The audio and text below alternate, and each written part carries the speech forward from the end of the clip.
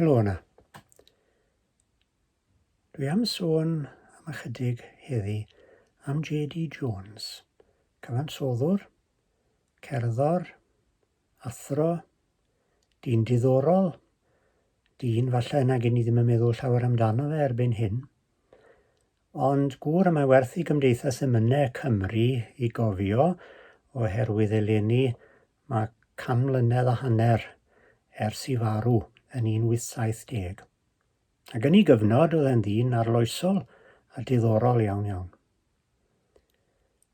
Nawr fel arfer, i ni'n cysylltu J.D. Jones a Rhuthun. Mi ath i Rhuthun i fyw nes ymlaen yn ei fywyd. Ond cafodd ei eni, yn ôl i dystiolaeth ei hunan, yn 1827, ym Mryn Crigog, ym mhlwyf Llanfair Cereinion, ardal wledig. Gwaith oedd ei dad, Joseph, a Catherine oedd ei fam. A dyna'r enw roddwyd ar J.D. hefyd. Mae'n demtasiwn i feddwl taw John David fydde fe, ond Joseph David Jones oedd ei enw. Pan oedd e'n blentyn, meddai fe, roedd e'n hoff iawn o gerddoriaeth. Yn hoff o grwydro yn y coed, gwrando ar yr adar, meddwl am gerddoriaeth, ond oedd dim cyfleusterau addysg. Ac oedd ei dad ddim am iddo fe ymddiddori mewn cerddoriaeth oherwydd oedd pobl yn gweud wrth ei dad, bradi amser yw hynny, dim ond segira fydd os bydd e'n gerddor, eisiau iddo fe wneud rhywbeth callach ei fywyd. Ond beth bynnag, oedd J.D. yn benderfynol iawn. A pan oedd e rhyw 40 oed, gafodd e gyfle i ymuno â chyfarfod canu yn Nolanog. Bydde hynny o gwmpas 1841. Y cyfnod pan oedd nifer o ardaloedd yn sefydlu cymdeithasau cerddorol. Pobl yn dod at ei gilydd i ganu, i ddysgu canu, ac i ddysgu rhywfaint o egwyddorion cerddoriaeth, yr elfennau, fel o'n nhw'n sôn amdanyn nhw. A dyma J.D. yn mynd at y bobl hyn yn Nolanog ac yn cael modd i fyw, ac yn dechrau arbrofi hunan a chyfansoddi ac ysgrifennu cerddoriaeth, nodi pethau mewn llyfr, copïo, gwrando, ac oedd e'n ddigon uchelgeisiol i gynhyrchu llyfryn bach o'i waith ei hunan. Tra oedd e yno, yn Nolanog, yn dysgu. Y Peirganiadydd yw'r llyfryn bach, gyhoeddwyd yn 1846. Dwi ddim wedi gweld copi ohono fe erioed. Ond mae'n debyg taw yn y Peirganiadydd a cyhoeddwyd i dôn gynulleidfaol Capel y Ddôl am y tro cyntaf. A fe werthodd gopïau o'r llyfr bach, a fe gafodd ddigon o arian i ganiatáu iddo fe fynd am dymor i ysgol yn Llanfair Cereinion. Ac wedyn mynd yng nghwmni rhywun oedd yn gorfod mynd i lan y môr lles i iechyd i Dywyn. A thra oedd e yn Hywyn, fe gafwyd perswad arno fe i sefydlu ysgol fach ei hunan, a fe oedd e'n dysgu fyna am ryw 2 blynedd. Ac yn cadw ysgolion canu dosbarthiadau cerddoriaeth yn y cylch, yn Aberdyfi, ac ym Mryn Crug a llefydd eraill yn ardal Tywyn. Ac wrth iddo fe werthu i lyfryn bach, fe gynilodd arian, a fe gafodd gyfle i fynd i Lundain, i gael ei hyfforddi mewn coleg yn Llundain, coleg Borough Road, oedd yn hyfforddi athrawon. Mynd bob cam i Lundain, ac un profiad gafodd e'n Llundain oedd mynd i ganol y gynulleidfa o annibynwyr, a'i clywed nhw'n canu'r dôn Capel y Ddôl, heb wybod bod y cyfansoddwr yn bresennol. Nawr mae sawl capel wedi hawlio Capel y Ddôl.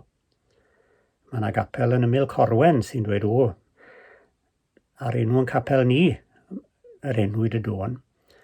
ond mae fwy tebygol taw capel yn ardal JD hunan, yn ardal Llanfair Cerinion, hen gapel Wesleyedd Melyn y Ddôl, oedd tarddiad yr enw. Beth bynnag am hynny, dyma hi, capel y Ddôl.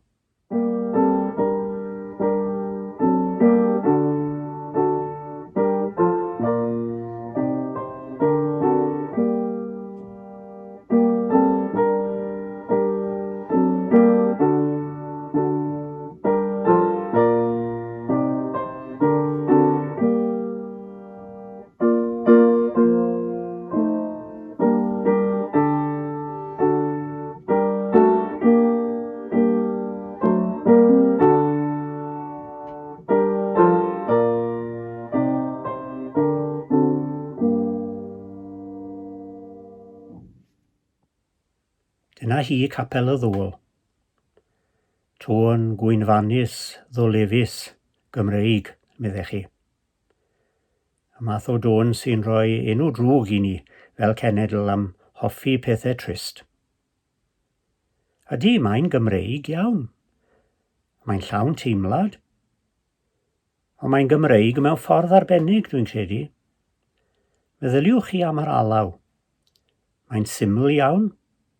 Mae'n symud nôl a blaen o fewn ystod cyfyng iawn o nodau. Rhwng la a mi, os ych chi'n siarad iaith solffa. A mae hynny'n nodwedd sy'n gyffredin i lawer o'n halawon traddodiadol ni, yn halawon gwerin ni. Mae yna rhywbeth Cymreig, naturiol Gymreig, yn y dôn.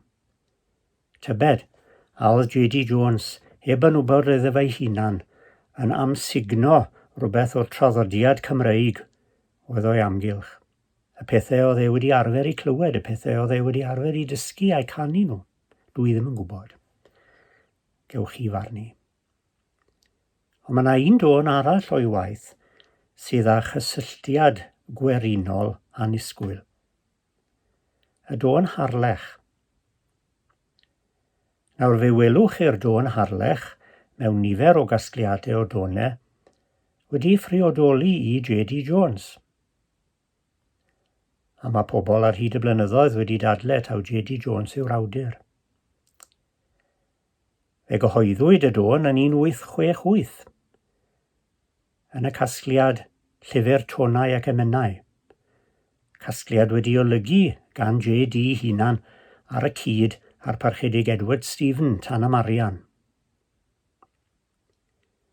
Ond yn 1891 fe dynnodd Emlyn Evans sylw at y ffaith nag oedd J.D. yn yr argraffiad cyntaf o'r llyfr yna ddim yn hawlio'r dôn iddo fe hunan. Ac oedd Emlyn Evans, golygydd cylchgrawn y cerddor, yn ddyn craff, pwyllog iawn iawn, yn feirniad da, yn ddyn trylwyr iawn. Ac oedd e'n mynnu taw trefnu'r dôn nath J.D. Jones. A fel gafodd ymateb i'r awgrym yma ar dudalennau'r cerddor. Ymateb gan ddyn o'r enw Owen Humphrey Davies, eos llechyd. Ac oedd eos llechyd yn dipyn o hynafieithydd cerddorol, yn casglu tonau gerddor da ei hunan, yn trefnu tonau, yn gamster ar y traddodiad gwerinol. A dyma oedd gan Owen Humphrey Davies eos llechyd i'w ddweud yn y cerddor yn Ionawr 1892. Credaf bod y dôn yn hynafol, ac nad oedd ar y dechrau amgen na cherdd alaw, ballad song, sef y math o alaw byddech chi'n canu ballad iddi. A mae ei phrif seiniau yn hysbys i mi ers gwell na 100 mlynedd. Dyma'r alaw a glywais fy mam yn ei chanu pan oeddwn blentyn, mor agos a gwyf yn ei chofio. Nid wyf yn cofio y geiriau y genid, ond yr oedd rhyw robin bach yn y byrdwn, sef y llinell dris y llawg. A fel hyn mae e'n nodi'r alaw. La la la la la la la la la la la la. La la la la la la la la la la la. La la la la la la la la. La la la la la la la la. La la la la la la la la la la. A bydde'r tri nodyn ola na'n robin bach.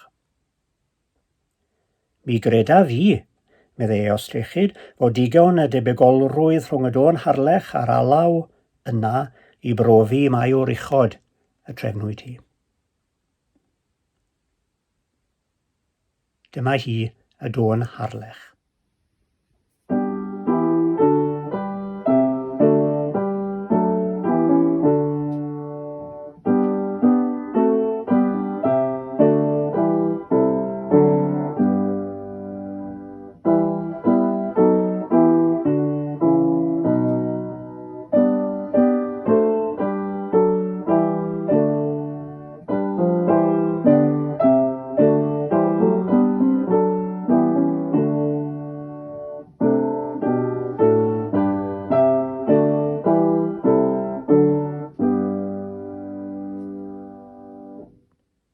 Y dôn harlech. Gwaith gwreiddiol J.D. Jones yn te trefniant o alawerin. Gewch chi benderfynu. Mae'r manylion a'r goll yn y gorffennol. Mae fe dawson i J.D. yn Llundain yn cael ei hyfforddi yng Ngholeg Borough Road. Fe ddath nôl o Llundain, cerdded yn ôl yr hanes bob cam o Llundain i Dywyn. Ond arosodd e ddim yn hir yn Hywyn wedi hynny.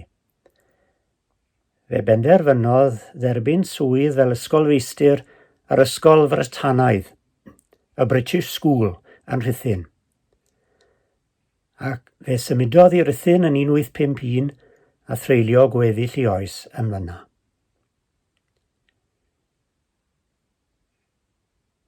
Roedd e'n athro trylwyr iawn yn ôl pob hanes. Roedd y disgyblion oedd yn ei gofio fe, yn cofio rhywun oedd yn gweithio yn galed dros ben, ac yn ei hyfforddi nhw'n drylwyr, yn ddisgyblwr llym, ond eto rhywun oedd yn ennill ei parch. Fe ddalodd ati gyda'r Ysgol Frytanaidd am nifer o flynyddoedd, tan yn 1865 fe benderfynodd sefydlu ysgol ei hunan, ysgol breifat, a fe gymrodd di heleth a sefydlu ysgol Clwyd Banc oedd y tŷ ar lan Afon Clwyd, mae'n debyg. A dyna fi oedd ei gartre tan i farwolaeth yn 1870. Ond dros y blynyddoedd hynny oedd yn dysgu ac yn paratoi gwersi ar gyfer ei ddisgyblion, yn dala ati yn ddyfal, ond yn weithiwr di-arbed fel oedd wedi bod erioed. Mae'n dweud amdano fe hunan pan oedd e'n ifanc, yn codi yn fore iawn tua 4 y bore i studio cerddoriaeth. Ac yn y Llyfrgell Genedlaethol fe welwch chi gyfrolau trwchus o'i bethau. Yn llawn cerddoriaeth oedd e wedi chopio, cerddoriaeth oedd e'n ei chyfansoddi, tonau, caneuon, trefniannau lleisiol. Oedd e hefyd wrthi yn llunio geiriau i gitganau clasurol ac yn cyfieithu emynau o'r Gymraeg i'r Saesneg, a hynny'n ddigon greinus hefyd. A'r holl waith yma yn ei gadw e'n brysur ar hyd yr amser.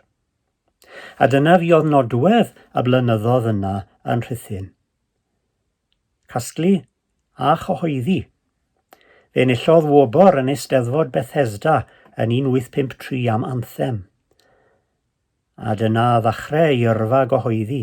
Fe gyhoeddodd wedi ni nifer o gasgliadau amrywiol.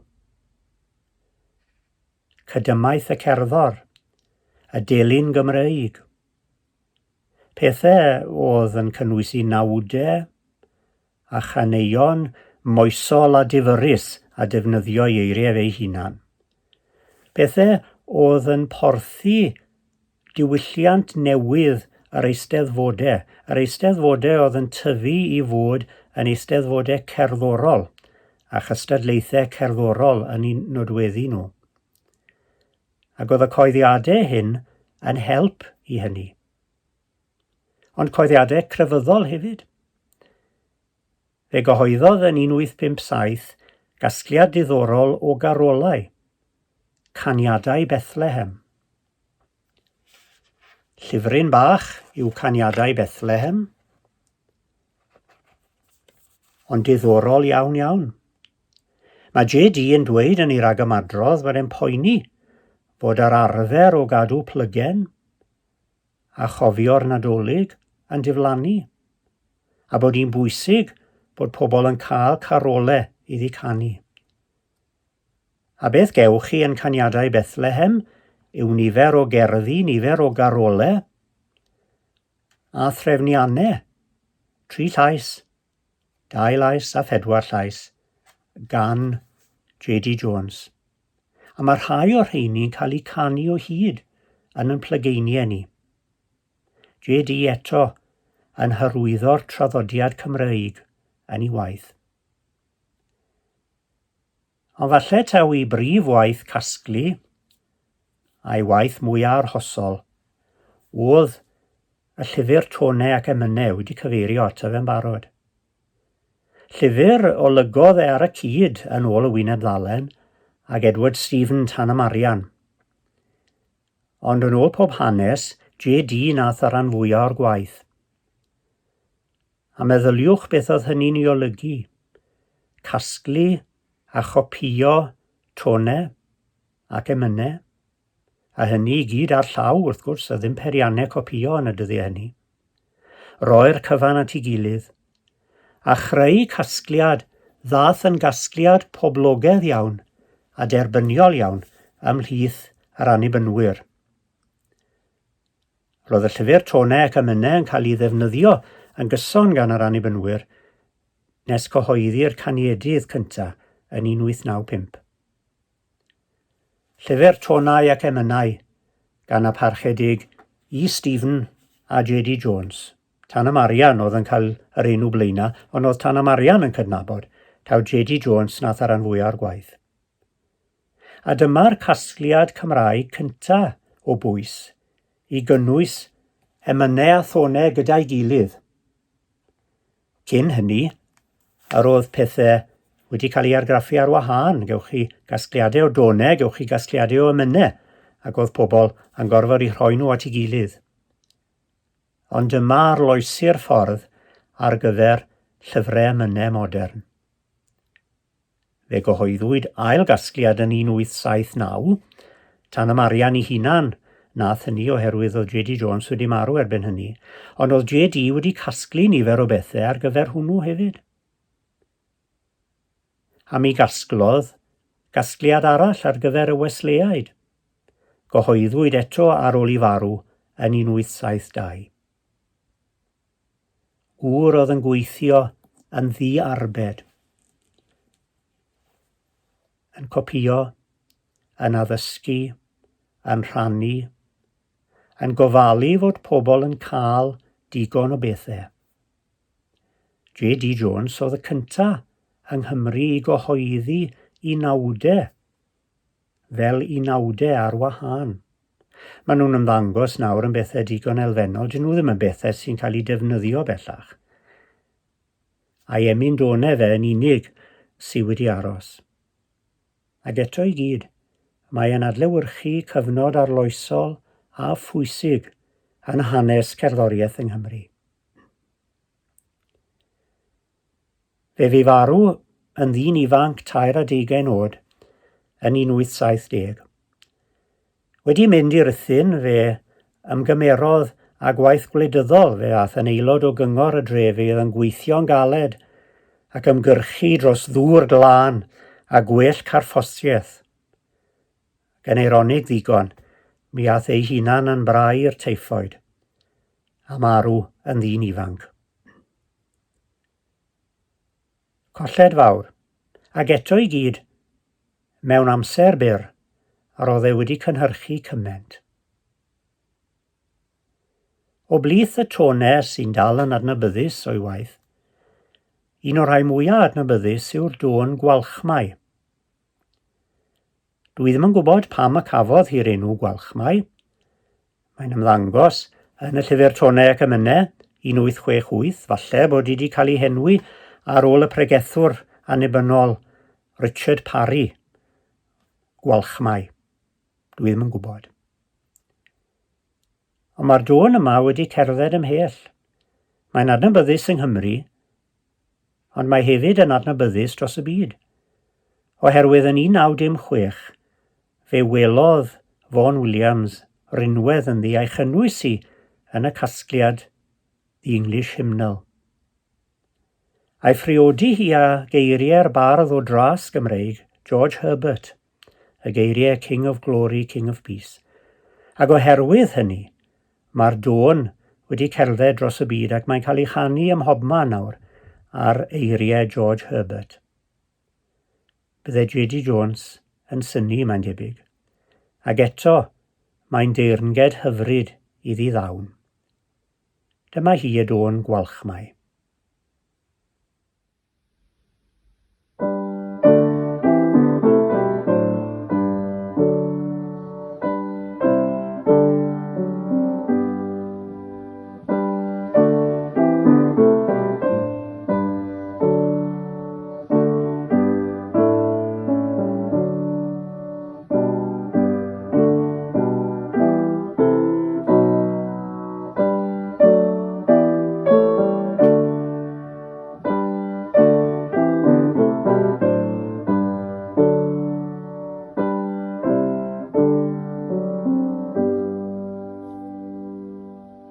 Gwalchmai. A mae yna gynffon i stori J.D. Jones.